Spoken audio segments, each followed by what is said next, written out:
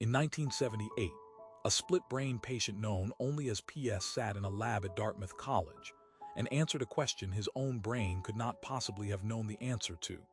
And neuroscientists still cannot fully explain how his mind manufactured a flawless, confident lie without ever knowing it was lying.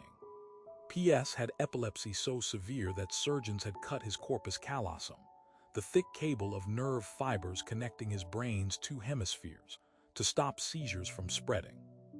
The surgery worked, but it left him with two hemispheres that could no longer talk to each other.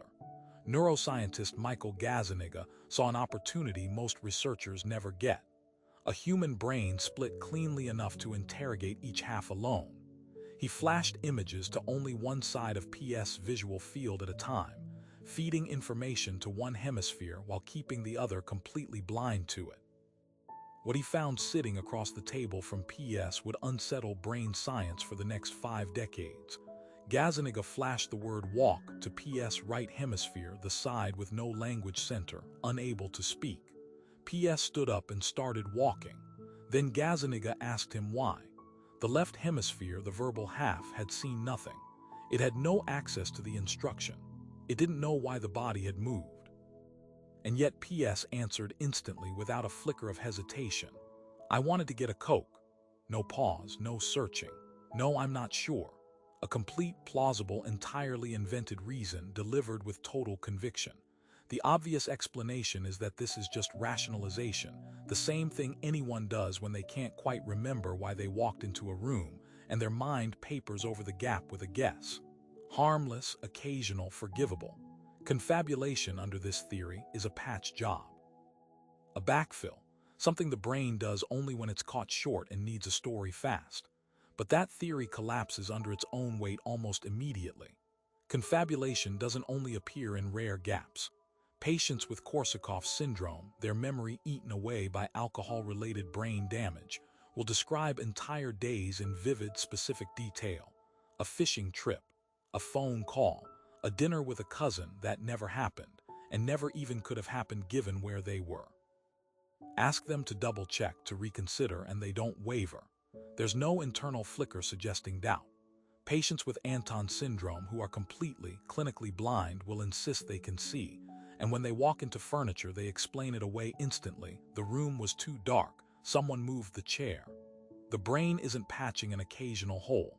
It appears to be running a live narrator, 24 hours a day, that will say anything to keep the story whole. Here is where the case turns strange. Gazzaniga called the mechanism behind this the interpreter, a process seemingly seated in the brain's left hemisphere, whose only job is to generate explanations in real time for whatever the rest of the brain has already done. It doesn't check its work. It doesn't flag uncertainty. It fires with the same tone of authority whether it's right or catastrophically wrong. And it does this constantly in every person, not just in patients with severed hemispheres or damaged memory. The unsettling part isn't that some brains confabulate. It's that all brains may be doing it all the time, and the healthy ones are simply better at hiding the seams. Researchers have tried, one theory after another, to explain why. The ego protection theory says confabulation shields self-esteem from an unbearable truth, but it persists in patients under anesthesia recovery, in states with no ego left to protect. The memory gap theory says it only fills genuine holes, but it appears even when memory is fully intact and simply overridden. The social theory says people confabulate to look competent in front of others, but patients do it alone, to researchers they'll never see again, with nothing to gain. Each explanation accounts for some cases and fails on the rest, which brings the case back to that table at Dartmouth, and to PS answering, I wanted to get a Coke, without a trace of doubt. His brain hadn't lied to Gazzaniga. It had lied to itself first, and believed every word. So if the interpreter in your own head is running right now, filling gaps you don't even know exist, constructing reasons for things you did for entirely different causes, how would you ever catch it in the act?